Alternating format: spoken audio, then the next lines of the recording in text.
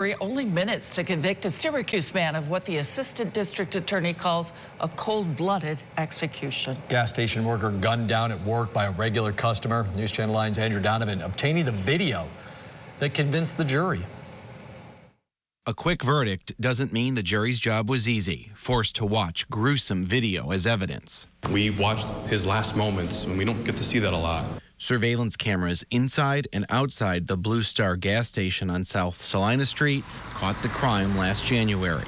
At first, Kareem Huggins walks in but finds too many people inside. He walks out, backs his SUV in further, and goes back inside the store. It takes him seconds to walk from the door toward the end of the counter, where he opens fire on 32-year-old Rauf Muharram, point blank. Not suspecting a thing. Next thing he knows, he's shot in the chest, and then the final blow into his head. The jury saw more than will show.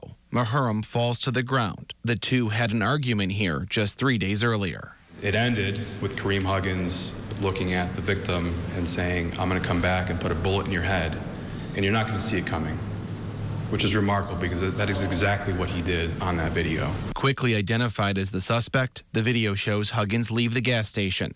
Police, credited with a quick investigation, found him 16 hours later in Ohio with a stolen vehicle and gun. At the end of the day, when you watch that video and all the other evidence combined on top of it, there really was no doubt here that this man was guilty of this cold-blooded execution.